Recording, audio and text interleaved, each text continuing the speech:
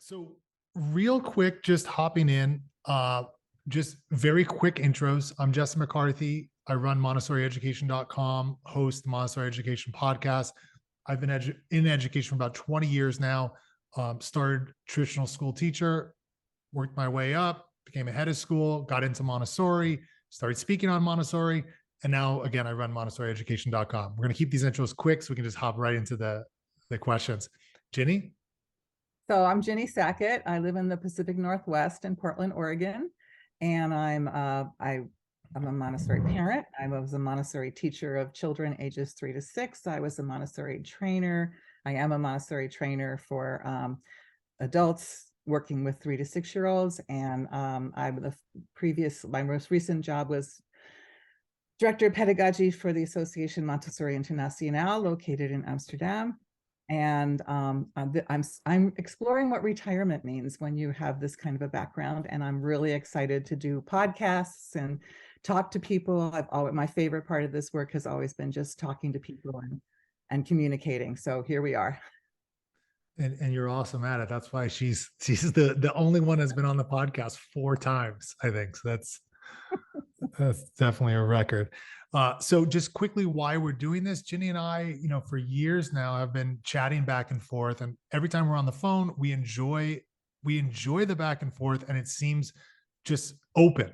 It seems free. Even if I disagree with Ginny or Ginny disagrees with me, we just have a conversation and just feel that there's not enough of that out there where it's just a dialogue about things, not, you got to believe this way or that way. It's just a dialogue.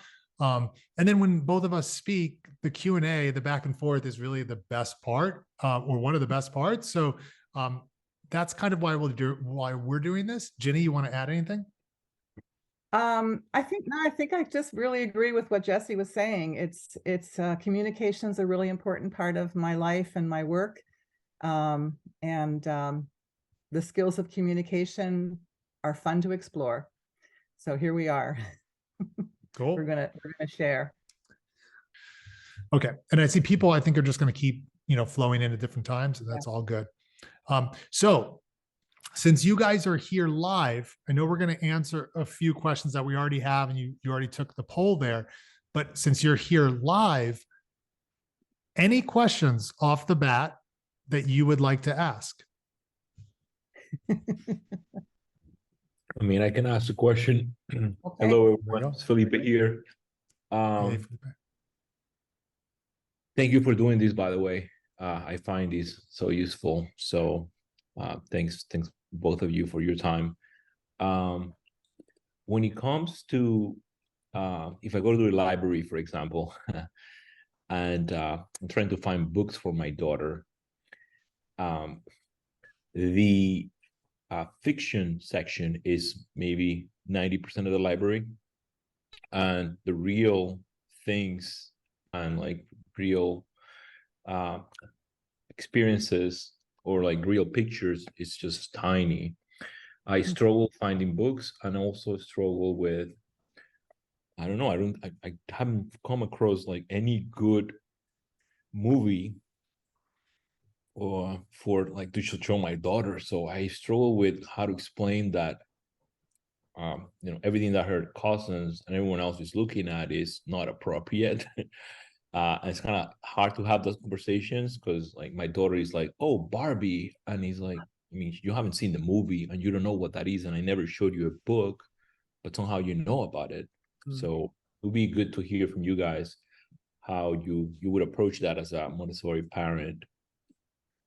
Just a quick question, Felipe. Can you give me an age range? My daughter is 4.5. 4.5.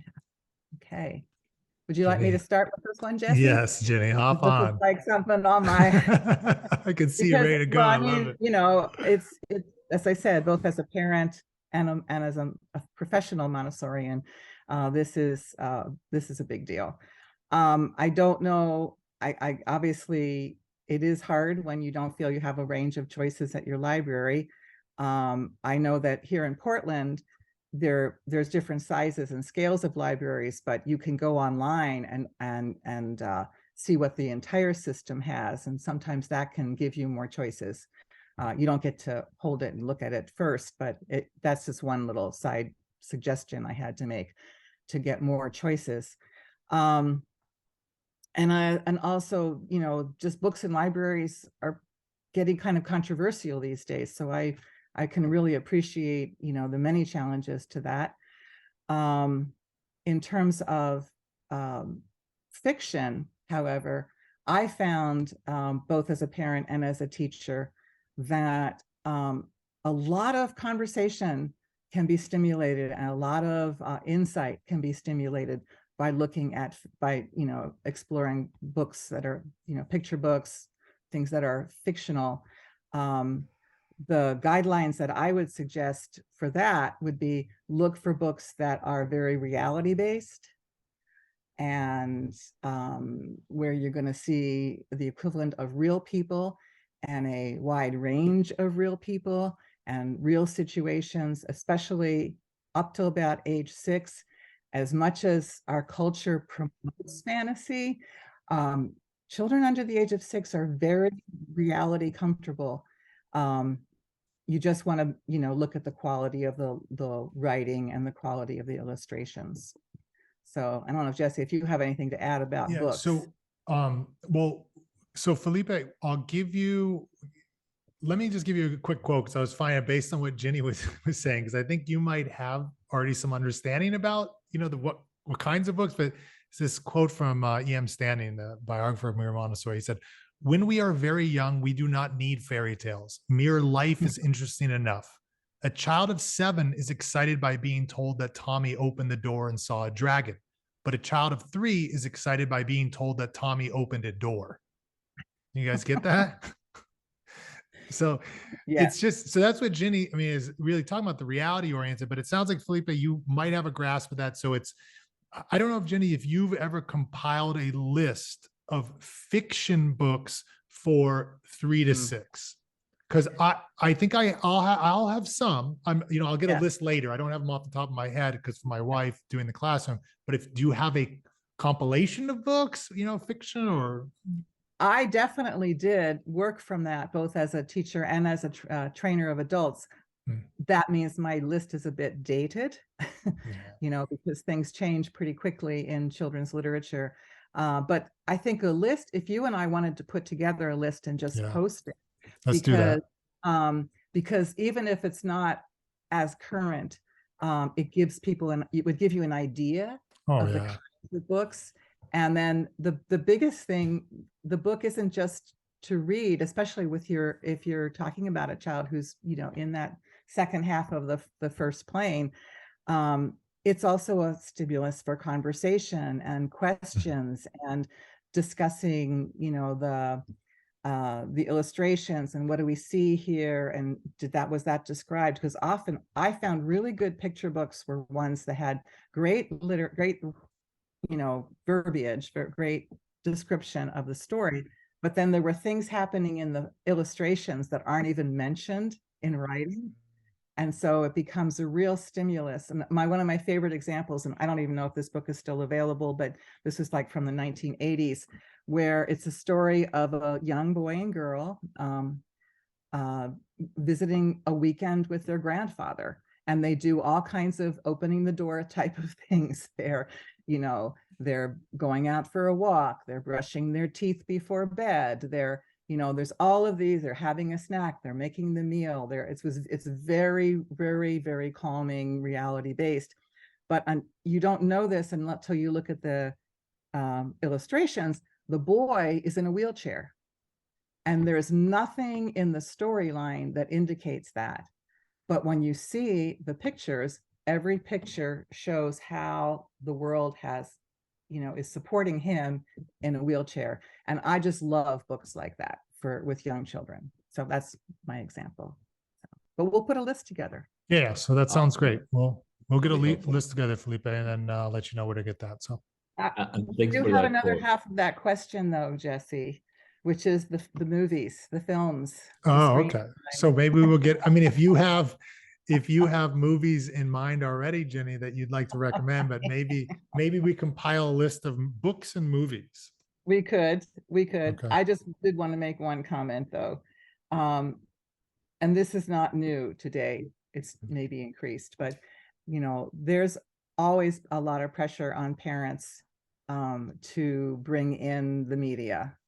In my era as a parent, it was purely television. That was the only screen available. But and now it's really expanded, and even what you could see on a screen as entertainment is expanded. And I'm just going to be upfront. My bias is the less screen time of any type, the better. That can change as the child gets older, but children and real interaction, real dynamics. I mean, I would take a child to a live play that's designed for children readily, but because it's real people and you feel the energy, but just try to avoid screens and don't fall into that trap. We finally, my husband and I, we had 5 children that we were raising, and we just finally got rid of the television, period. We just told them it doesn't work anymore. And it was hard at first, and we got a lot of, actually, most of the blowback we got was from other parents. Our children did not suffer culturally. They would go to their friend's house and watch stuff. Pick it up. I couldn't stop that. But it's more important that we were doing other things. It's what you're doing. And that also goes back to the 80s. It's not so much even what's happening on the screen. It's what you're not doing, what the child is not doing while sitting mesmerized by a screen. So just, feel confident, and definitely not Barbie yet. But I think about 8 or 9, it might be a great conversation piece, but definitely not now. And so what I'll say is two quick things. One is the television thing that's pretty hilarious, because I was just listening to some guy and he was talking about, our focus even as adults. And he said, when somebody set up his internet and telephone at his house, the lady said, oh, well, you get free cable. And he said, no, I don't want it. And she's like, wait, what do you mean you don't want it? You get all this free cable. He's like, do you know what the cost of that cable is to me? And she's like, no, it's free. And he says, there's no television in this house. You're not understanding me. The cost to my life of me sitting there watching this thing, and I'm not doing other stuff. So I think it's a more broad idea about getting out in the world. But I'm happy that we're having this whole event, because Ginny, it's like, this is the kind of thing that Ginny and I would be on the phone talking. So I agree with Ginny. Generally, we want to stay away from screen time. But what I found, because now I have my own child who's almost a year and a half. And sometimes, let's say we're reading a book about an animal, and we've got an animal in front of us. I might have stickers of the animal, real life animal. It looks very real. In the book, it looks very real. And I know I've got my phone that has an even more realistic image of this animal. And I'm not, too concerned about showing him the image of the animal, or even walking. I don't watch shows. We don't watch, but I do enhance what he cannot see. But generally, I do agree with Ginny that if we have a choice, I'm going out to see the tiger somewhere near me, But if the tiger's not there, I want to get as realistic as possible without just sitting him in front of a TV on his own. This is me and him together, So Well, Ginny, I don't know what you think. I love that. I love that comment, because there are things that we can benefit from screens, and it's really making that choice. Hi, Felipe and Ingrid. It's making that choice and making that assessment. What's going to really benefit my child? Where does the role of this go in? As opposed to, back in the 80s, the television was called the plug-in drug. And that was not an accident. I mean, like that. The screens can be very drug-like for young plug-in drug. That's great. There's a whole book of that. There's a whole book called The Plug-in Drug. Man, that's good. Okay, Did that cool. help, Felipe? All right. Yeah, that was very helpful. I really like that quote, Jesse, because one more comment from my side. One of the things that you mentioned also in your podcast is bettering ourselves as adults. And my comment about fiction is also the adults section. We have this fascination in society with not reality, and reality can be so much fun. And I started thinking as an adult for myself how there is this urge to not look at the real things. So that was very helpful, all those comments. So I appreciate it. Yeah, thank you. Thank you. And it's very, thinking about it's very possible that some of that desire is because us as kids, all we were raised on is Disney, and fantasy. So, now we are adults that want fantasy. So, but anywho, okay. So any other, and by the way, any of you can jump on video if you want, we'll handle it. So hop on, or you can stay off, but any other live questions before we get to any of the other ones? The live get priority. So anything on your mind?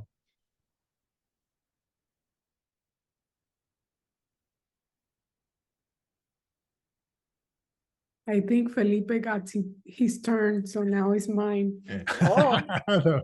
Go for it. I wanted to ask because I feel like we found a really good school with Montessori now, and I can finally see like the benefits. And unfortunately, it only goes up to 6 years old or something like that. And now I'm starting to think like, okay, we're doing all of this so great. And then what? What happens? Yeah. So I don't know what you have to say about that, or if you know like really good schools in South Florida, particularly in the Miami area, or like what to do if that's not an option, and like what we can do at that age to like what changes and how we can continue to have that fascination for life, and just in general to keep her grounded and living more on a more simple Montessori life. So Ginny, maybe you can, because like a public school. Oh yeah, I can talk about South Florida, but we'll do it offline because I don't think most people are going to be right in South Florida. But Ginny, maybe you can. I know you've probably had this question thrown at you for years, so maybe you can and just also even as a teacher, not just as a parent, yeah, but that's as a right. teacher, to work with a child for 3 or 4 years and then know that their options are really going to change. And it is true, there's some really interesting things to be watchful for, and it's very simple. It's things like, what do you mean I can't go to the bathroom when I need to? Because in Montessori, obviously, you take care of your personal needs when you feel them. And you don't have to raise your hand. And then the other one, which we heard just recently from our 6-year-old granddaughter who just transitioned into public school from Montessori. And she's like, why can't I just do what I want when I want to do it? Why do I have to do it when everybody else is doing it, or, some version of that? So there's definitely things to be aware of. I don't know that it's really easy to prepare them, but it's more like to just observe and see how they respond. I think talking to the teacher, if they're a little bit open to talking about it, and just say, this is what my child has been, and you can even use words like daycare or whatever, her particular early childhood environment. If sometimes even talking about Montessori, unfortunately, to a teacher, they have they have some perceptions already. And then to just really stay connected to your child, and you can see what they're experiencing, help them find what they do like about it, and help her adapt and try to find what it is in there. And then in the time that you're with her, you supplement, so to speak, like you keep with the reality based or the science based or the world. 6-year-olds want the whole world. It's just like, they are also ready for morality and what's fair. And, so it's just like, her better than anyone. And so observing and seeing how she responds, and then being her advocate. A lot of times what happens is that these days, and this is not the truth when in the 80s so much, but these days, if a child comes in from Montessori, they're usually really ready for literacy, if not already writing and reading. And that is a huge bonus as far as a lot of, teachers would be concerned, and a lot of environments would be very positive. So, just even helping your child enhance the positives they're bringing from that, rather than having them fight against it. So I don't know, Jesse, you want to add anything there? So I would say two things. One, I just even want to get a shout out to, because my wife is running a little small schoolhouse, and two of the parents drive 45 minutes to the school every day, which is insane to me. I think it's like, even as a parent myself, I don't think I can handle it. Okay. But what I want to say, to somebody like Felipe and Ingrid, I think you'll find a school. So that's the thing. But to most parents, when 6 years old goes, they're not finding an elementary Montessori school. I mean, it's very sad, but that's just the reality. So I'm not exaggerating when I say, I think you should seriously think through, do you want to be living where you're living? I know I know, Ginny, you're going to be like, but be very careful, because, like, whatever school you're sending your child to, that's their day. That's 8 hours a day, 5 days a week. So I want to say that, but then follow up with, the most important person in a child's life is their parents. It's not the teacher. It's not the school. So I don't care if you go to your child goes to a horrible school. If you are solid parents who are doing your work, as Ginny's saying, talking with them, open relationships, you can do so much. So if you are in a situation where there is no Montessori school, there's a lot to talk about with that, and we can't, go in depth here. But the one thing I would say is, kind of just what Ginny's saying. As parents, you guys are going to be the ones that picking up the weight, and just, you got to keep that respectful relationship and enjoy it to the full extent. But there is no easy answer to that, because ultimately I would move. I know it sounds radical, but I'm serious that we're not too concerned with moving. So it's like, I would leave. I mean, that's a lot of years of your child's life and your life, because you're going to be miserable. They're going to come home, homework. I hate my teacher. She does this. Yeah. It's just going to be a miserable experience for everybody. Yeah. So get out I'm of just going Dodge. to add two things. One is I absolutely agree that Jesse is all kinds of things to be alert to. As a parent who had to remove my 5 children from Montessori through, starting, the youngest one was going into kindergarten, the other one, the oldest, was going into 5th grade. And that was a very hard decision, but it's because I was a Montessori teacher and I wasn't paid enough to keep them all in private school, unfortunately. But what I will say is, we were able to do what I described, working with them, seeing what they're doing, advocating for them, and then, supplementing their lives, so to speak. But the other thing that Jesse just reminded me of is what I tell parents who would ask me this question. And it was basically, the best school in the world cannot help a child from a dysfunctional family. As well as, but if this, a highly functional family can help their child navigate even a fairly, what we might call a dysfunctional school. So it's just have that faith, what Jesse was saying. Thank you. I'm already so happy we did this, because you guys, this is why I wanted to do a Q&A with 2 people, because you see what happens is, like, if I just gave my answer, or if Ginny just gave her answer and the other person wasn't there, you just lose so much. So I'm already stoked. So thank you guys for being here. So we got a question from Kez Comstock. So my question, how do you view the Montessori classroom and home as similar, and what are the differences? How do we support our child at home? So that's the, how do I support our child at home? And there's a little bit of added info in there. So awesome that you asked that. So thanks. Ginny? Yeah, that's, hop on it if you want. Well, we could do this, and we could do all kinds of workshops comprehensive on this.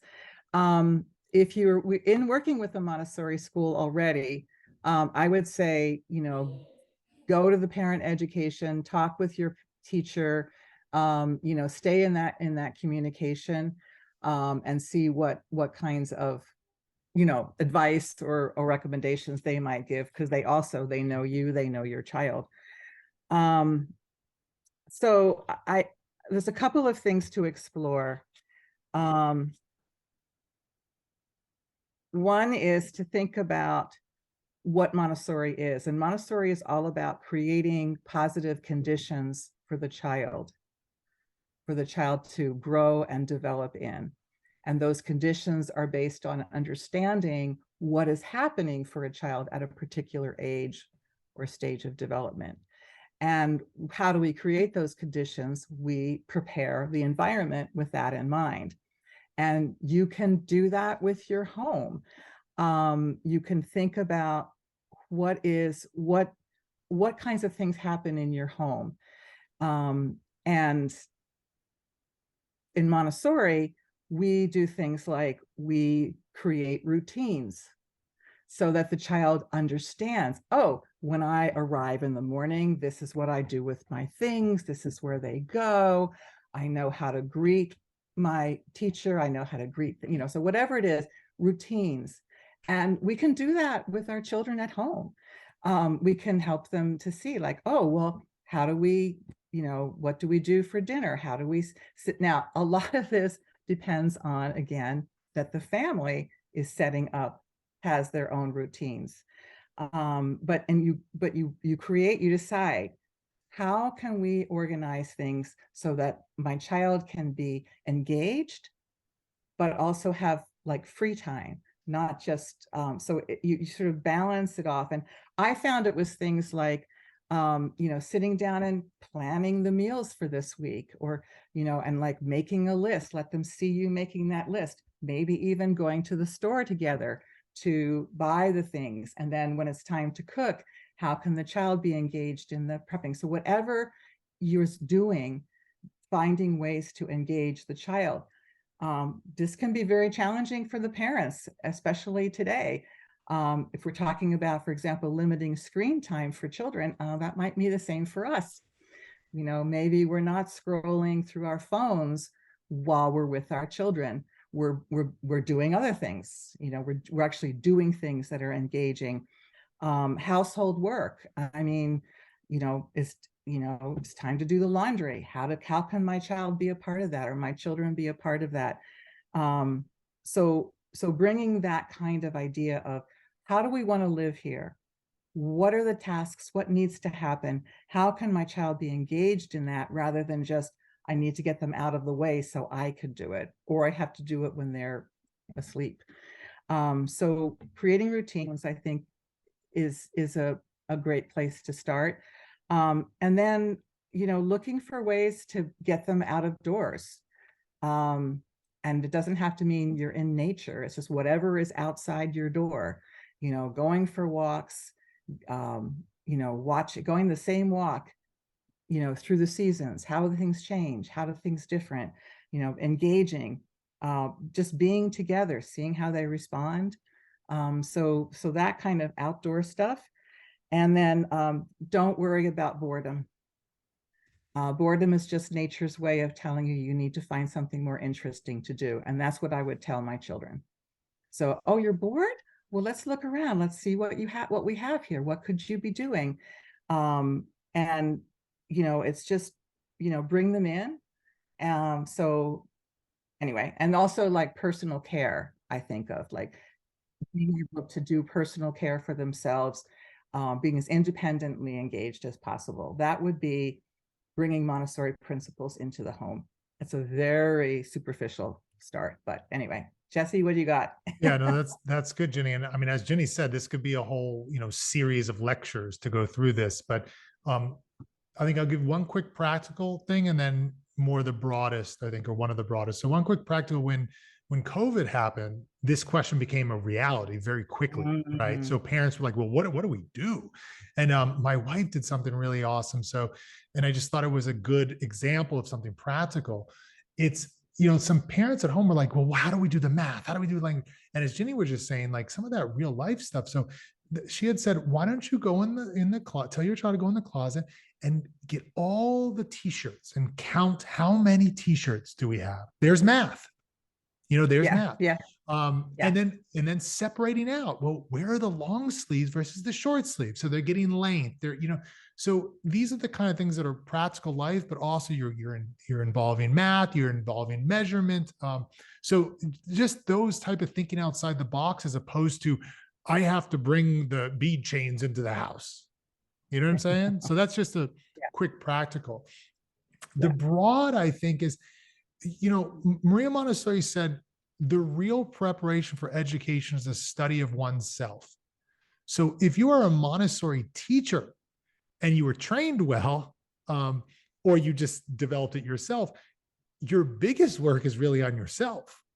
So parents might not be doing that as much as teachers do, or some teachers might not be doing it enough. But so I would just highly recommend the problems that you're having with your child might be reflective in the problems that you might be having with yourself. And I'm not pushing off on all you guys. It's the same with me, as a teacher and with a child. So as Ginny gave a real simple example, if you're worried about your child on the screen all day, it's, check yourself, look in the mirror. How often are you on the screen? And then there was, I was reading a book recently on Magda Gerber, and she had a good quote. I know Magda Gerber, in many ways is in line with Maria Montessori and a lot, but she said, what'd she put it? Oh, what parents teach is themselves as models of what is human by their moods, their reactions, their facial expressions and actions. These are the real things parents need to be aware of and of how they affect their children. So for Montessori teachers, a lot of how we are in the classroom is modeling. So for you guys at home to do a lot of Montessori would just be modeling. If your child's, blowing his nose all over his sister, his brother, you, okay, well, can we do a lesson on how we blow the nose?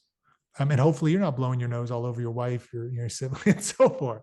But that's kind of a quick, and then again, I think it would take lectures and lectures to go through this in depth. But Jenny, and you want to add anything else before we go to the next question, or?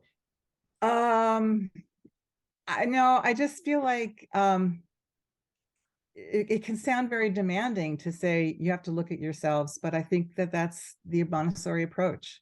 Is the adult who tends to be the biggest obstacle, unfortunately, and that's in the classroom as well as out on the street or anywhere in between. It's the adults who can often be the biggest obstacle to a child really fulfilling their developmental needs. And so I just thinking, do the work. Yeah, I like the example of the screen. Like, if you're going to be talking to someone on the phone, put it on speaker so your child can hear that you are speaking to someone else. Just like when phones started, I was really struck by how children would just walk around, blah, blah, blah. And it was like they were just imitating what they had seen their parents doing, or people on the street just walking around, just like, I don't know, and then they're only hearing one half of a conversation. So what's that doing to language development? So if you're going to talk to someone, let it be on the speaker so your child can hear you are speaking and responding to someone. That's just an example of a modest way that we can just adapt ourselves a little bit to the fact that our child's there. Anyway. Okay, so we got a bunch of other questions. So it's tough because I got to read these to know, but I think that first one, at least, Ginny, I'm confident you're going to be able to hop in. But so this is from Helena Fox. Thanks, Helena. She says, "Hi, what advice do you have for a recent graduate of AMI assistant guide for 0 to 3-year-olds as a potential first-time assistant teacher? Any tips to prepare for an AMI Montessori school working with 15 months to 3-year-olds will be so appreciated. Thank you."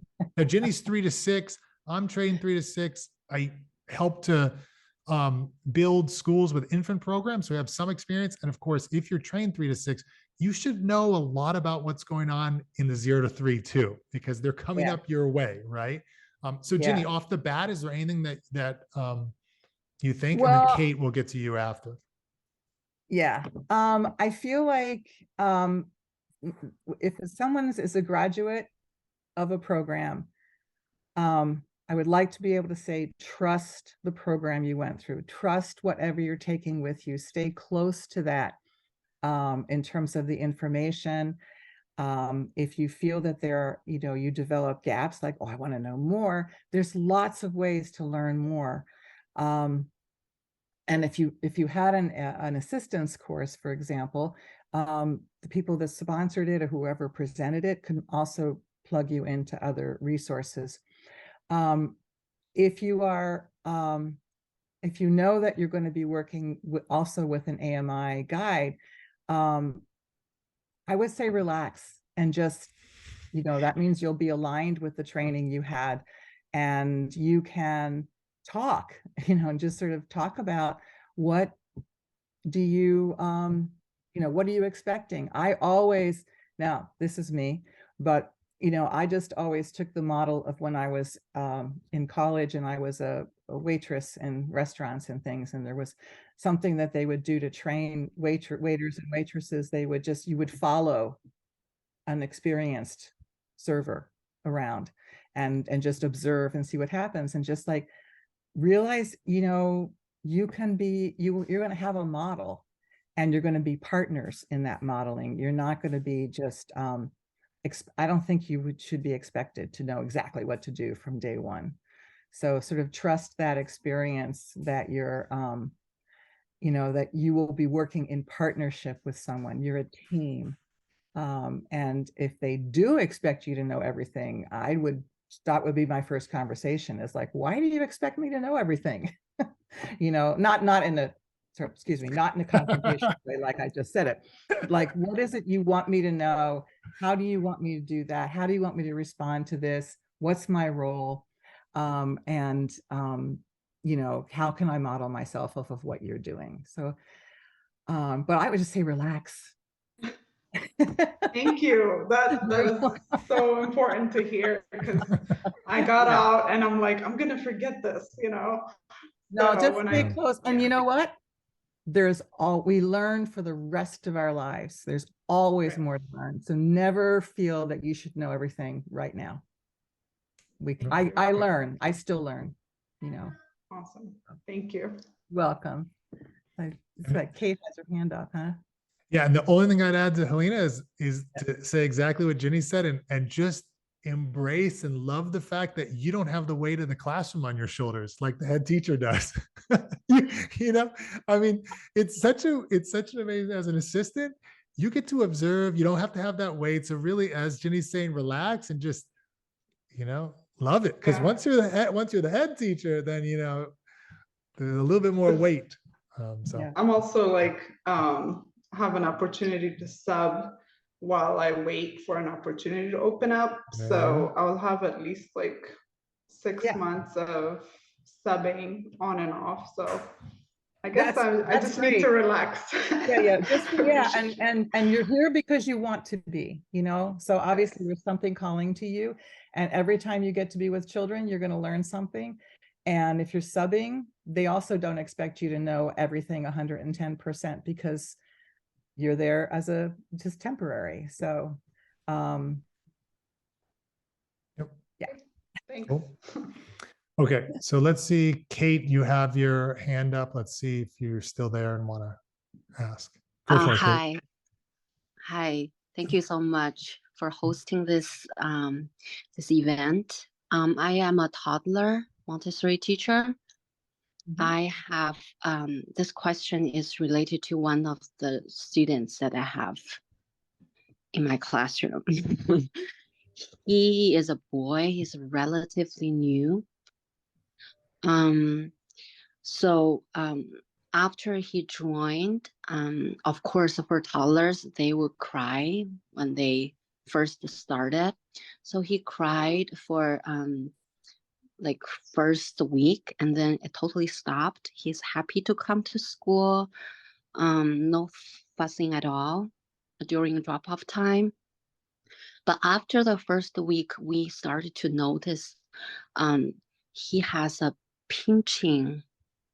He tends to pinch other children unprovoked at all. So there was no conflict. Nobody was bothering him.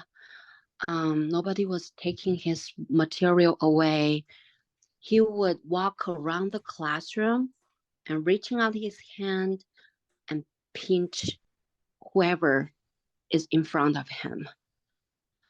Yeah, when he is stopped, he would turn around and pinch another child. Mhm.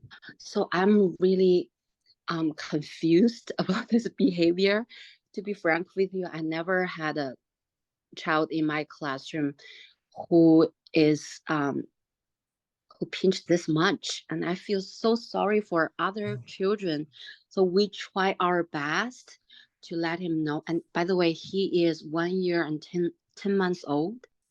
So this is his first school experience, and his parents are work full time, and he spent most of his time at home with his grandparents, who are from India. Yeah. So that, I mean, that's great. I was going to say that's great context. And I think we can broaden this to about, every toddler teacher and every toddler parent, whether they're Oh, it pinching. happens in the primary too sometimes. Yes. Sometimes it happens in the 3 to So- 6. So just to note, Kate, just you're either gonna be a pincher or you're gonna get pinched. And if not, then I don't know where you are, So I don't know if you want to start on this or I'm happy to start, but you take the lead if you want to go for it. No, you go ahead and start. You could start. You have a 1.5-year-old and Yeah. you're like, So one thing is we got to step back. And I know it sounds like, Kate, you haven't seen this, but so I've been doing, I've been working with toddlers, or at least in toddler environments for a long time. And I see this every single year, or did see it every single year. So it's a relatively normal behavior. It's what we do with that behavior that's going to be important, or how we handle that behavior that's going to be important. It sounds like you haven't seen it this much, which could definitely be the case. I would ask really quickly, Kate, what are you guys doing? Because I think it's important to see, like, what is the norm when a child pinches? So are you asking like how the teachers react? Yeah. How the Yep. teacher, okay. So when we see him trying to, because we can tell he's reaching his hand out, and he usually pinches another child's arm or leg. So he's getting too close. At that moment, we would reach out our hand to stop him there. And then first I would ask the other child to go away, and then to take, not mentioning he's going to pinch you, but gently guide another child to move away from him. And if I didn't get there in time and he did pinch another child, I would console this child who was pinched by him, to ask him or her, are you okay? That hurt, right? Yeah. You can tell him, no, thank you. It hurts. Ouch. Okay. And after consoling this child, I would talk to this boy. That hurt. Ouch. Use your words. Okay. That hurt. Yeah. So that's what we're doing so far. Okay, great. Okay, thank you very much. So I think, Ginny, what I want to do is one thing just to note is that often we think of the pinchers or the biters as bullies, and you can't be a bully at that age. Like I feel as it's an impossibility. A bully is somebody who's an adult that's choosing to do some harm to another person, or not an adult, but somebody who's aware, self-aware. So that's the first thing. The second thing I just want to really emphasize, and I'd like Ginny to do the practical stuff, I'm very curious, but empathy goes so far, even for the quote, bully, but the pincher or the biter. First of all, you need to make sure he's close near you and you're aware of this child. If you know that they're biting or pinching and so forth, that they have to be within your eyesight if you're aware this is a regular occurrence. But if you see them going for it, you can say, oh, you really want to pinch that other child. So you can empathize with their desire. So I found that if they feel like, oh, I'm understood, it's not immediately like, oh, we don't bite. It hurts to bite. It's not the immediate don't do, but it's the immediate empathy. "Ooh, you really want to pinch that child. Ooh, I can see you want to go close to that child." So you're empathizing with their feelings. I think we really need to get into doing that first. Now, obviously, if you pinch somebody and really hurt the other child, you're not going to go over to the pincher and go, "You really wanted to pinch that child." You're going to go to the one who was pinched first and empathize with that child. But we just can't forget the step of empathy with the quote, abuser or whatever word I think we should just use words like somebody who pinched or somebody who bit, but you want to empathize with that child. So I just want to start with that because I don't know how often that gets in there. Ginny, do you agree with the empathy first, or what is your take, and then extend? I absolutely love that you're leading with that, because no one is we're not so fixed, that this is not this child's only identity as the pincher, but there is something that's prompting it. So I like that idea of the empathy. Now this age, I'm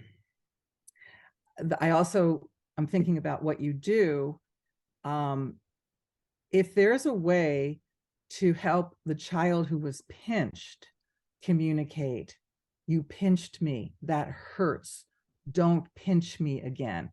And this is one place where I would just caution against the "no thank you" response.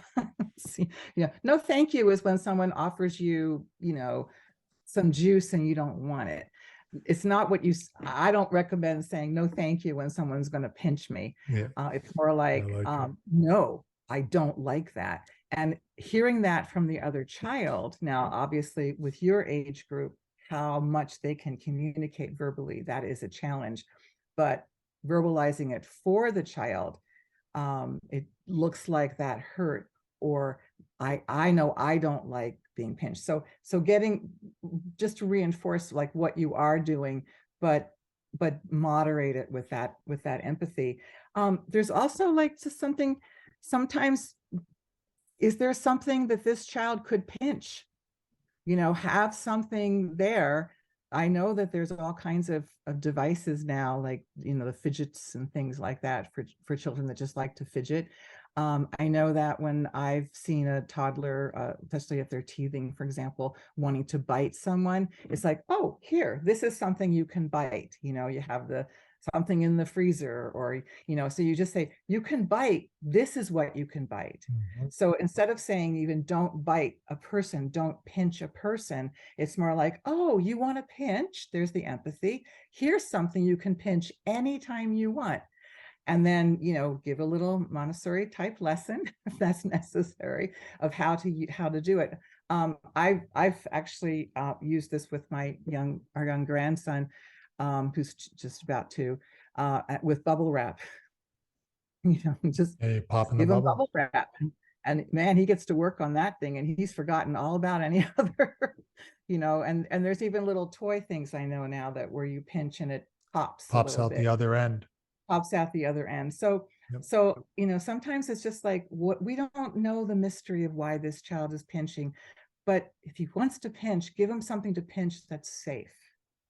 And I think that's a great model for all kinds of behaviors. And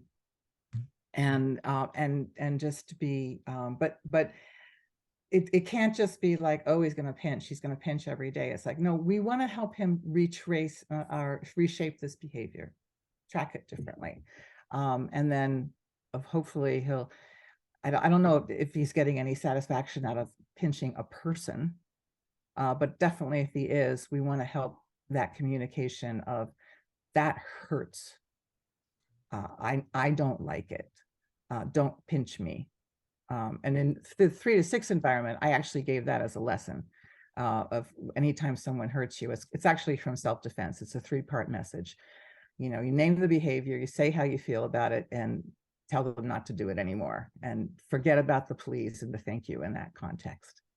They have another role. So I don't know if that helps a little bit. Yes, that definitely helps. Thank you so much. Yeah, so we were, I guess me and my assistant teacher, we were very busy trying to protect other children. But So we are definitely introducing more materials for him to squeeze and change in the classroom. And I also told the parents to prepare something similar at home too. Yeah, and also, yeah, we will keep on doing that. Yeah, I think, yeah, I already see some improvement in his behavior. Yeah, I think, yeah, it will get better. Thank you so much for your advice. Well, you're welcome. And I must say, empowering other children to protect themselves and defend themselves without hurting back is one of the most incredibly positive and rewarding experiences that can come out of a Montessori environment, where it's not you protecting the children per se, you're supporting the children and protecting themselves without causing more harm. And that can go, you know, that I think there's a lot of adults that could handle that too, but it's a great lesson to be learning at a very young age. Definitely. They are still learning too. Sometimes they were like screaming, no, hurt. Yeah, there you go. There you go. Yeah. Okay, thank you. Welcome, Kate. Yeah, and Ginny's last point, I think, you know, this conflict resolution, like this is the reality of society, and this is the reality of our mini societies with Montessori, that we're trying to have it so it's not completely eliminated, because you can't eliminate it. It's the nature of a 1.5-year-old. You can help them to deal with it. So yeah. All right, so we have a bunch of different ones. So let's see. Okay, so Casey, Nevada, Casey was asking, basically second year working in a public Montessori class, but this really could be anyone, a newbie, relatively new to Montessori, getting asked, what is Montessori all the time? How does it work? I feel like I don't have a clear way to explain. So Ginny, and you know, what's your 1-minute explanation of what is Montessori? No, so someone told me once that a much more experienced person said that the more you know about Montessori, the shorter your answer gets. And I remember when I was in my training, a friend of mine had I felt very bad. She had the misfortune of asking me, well, what is this Montessori? And like 45 minutes later, as I paused for a breath. So I totally relate and empathize with this question. If you are working with other Montessorians, especially ones that are more experienced, it could just be valuable to ask them, how do they answer this? And you know, you want to develop your answer as you come to understand better what you're doing.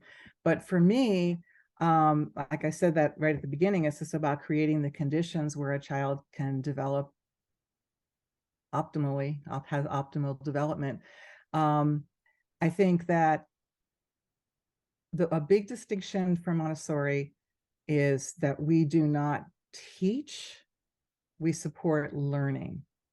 And that means that the activity is it's the child's activity that we're supporting, rather than the didactic teacher giving information or experience. We are connecting the child to experiences.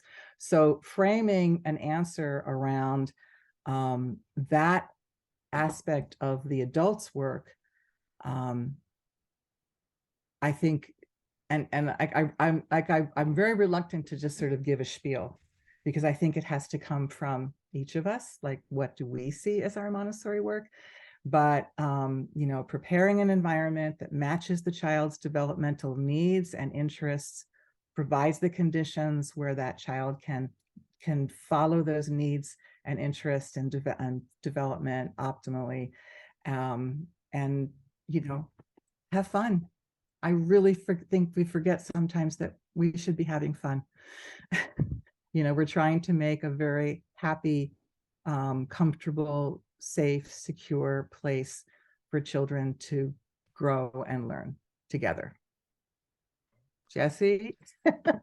Yeah, so, you know, luckily, Casey, it's not your job to try to communicate to the whole world what Montessori is. You just have a parent in front of you. So one parent.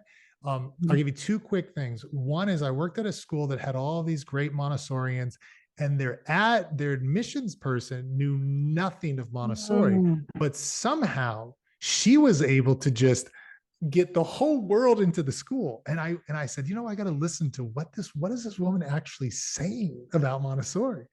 And surprising enough, she wasn't saying much. She was listening. So the conversation would go like 90% listening and then 10% of her talking. So I think a lot of times what you want to do is see, where is the parent coming from? And this has happened with me too.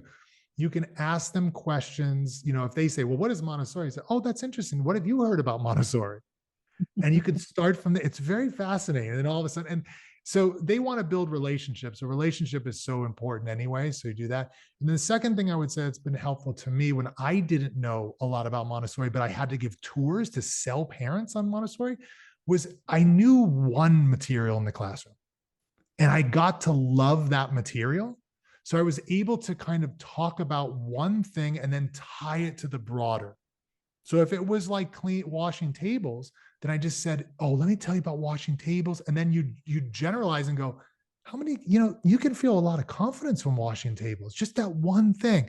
So you can jump off of one material as opposed to thinking, I've got to be able to explain math and language and literature and then practical life. It's overwhelming. So those are just some quick tips. But there isn't one answer for this question. It's challenging. So hopefully that's helpful. I'm going to add one more then, which is, don't think you have to answer it right that moment. Just to say, well, what have you seen? If this is a new parent, just to say, let's walk around the room together and see, if the children aren't there, for example, if you're just having a get to know you meeting with a new parent. Let's walk around. What do you see here? What do you think about this? Why do you think we have this? What do you think? How do you think your child would react to this? Or the best is just to have them come and observe and then meet with them, let them observe for like 20 minutes. And just, I love what Jessie said, because it's like, what did you see? What got your attention? And then that can become your trigger activity to talk about the whole. All right. Good.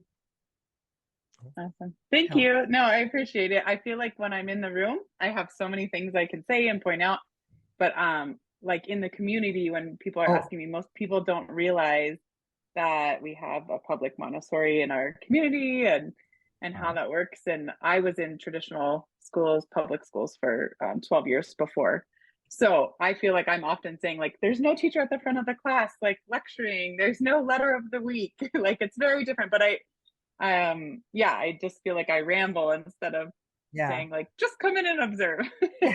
Well, there is that, but you can also, you'll develop your own, like you can say it's a child-centered environment, not an adult-centered environment. Children get to choose what they want when they want, but there are limits to that choice. And it's just like I'm very, you'll do it. You'll get to it. You're asking the right question. Thank you both. I appreciate you both. Thank you. You're welcome, Casey.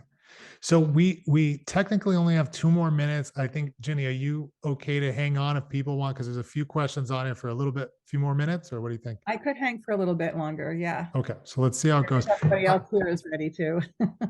I think this next question, Deb, I'm going to ask it and probably say this is something we're not going to be able to dive into because it's so this takes a lot of work. But anyways, I'm a lead teacher beginning my 2nd year in a primary classroom, 4 to 6-year-olds, in a virtual hybrid public charter. We are in building 3 days a week, then parents school at home. I'm very happy with how things went last year and the direction we are going this year. Have you heard of any other programs that might run like this? Just always looking for ways in which we might serve our students better and would love to learn from other successes while staying as authentic as possible in this alternative model. So, Ginny, I'd like to kind of broaden it out, because maybe Deb, we can talk offline, you can write us and talk because we can't get the specifics of this, but more hybrid stuff going on, Ginny, and I've seen this in a lot of different schools where maybe it's 4 to 6-year-olds. There's no 3-year-olds, or maybe it's 3 to 5-year-olds. There are no 6-year-olds. Like I know the Bezos Academy, they're not even doing kindergarten in the classroom. And then maybe 2 days a week, it's parents. So do you, Ginny, do you have any guidance for things that are not the ideal 3 to 6, 3-hour work week in person. Do you have any broader guidance for that type of, alternative models going on right now? Well, the one thought that comes to me is I'm curious if the 3 days are 3 days in a row, or if it's like Monday, Wednesday, Friday, and then Tuesday, Thursday, they're at home. My own experience was, even if it's a shorter work week, for the children, that the days are in a row, because one of the hardest things for these children of this age is like to wake up every morning and not know which day is it, what is it today, what am I doing today? So that's just something for you to think about. If they are separated days, just to realize that's going to make it harder for children to orient on a long term, because it takes them longer to like, oh, this is Wednesday, oh today I go to my to my Montessori school. I'm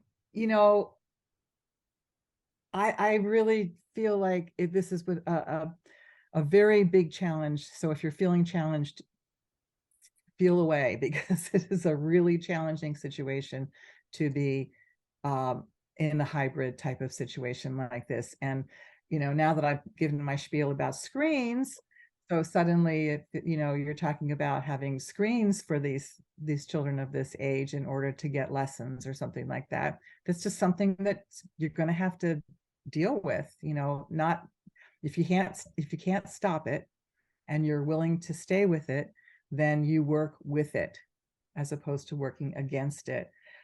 There's a lot of ways that parents can have interesting things at home, practical life, organizing, like what I was saying earlier about Montessori in the home, going outdoors. Don't feel like they have to create a structured environment for the children. If you're doing something yourself over the screen with the children at a certain time, just to know that that's all very challenging. You don't need me to tell you that it's challenging. To see if there's a way to lobby for your school district to make it a 5-day program on site.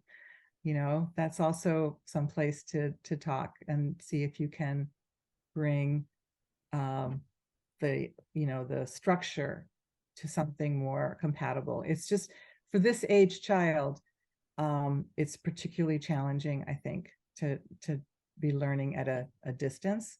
And there's also like resources that you can help the parents get. There's all kinds of ways, to make language cards and, things that are available. All kinds of things, they can make their own stamp games. They used to be made out of stamps. That's why they're called the stamp game. So, like you can provide even some of the math materials to build on what you're doing.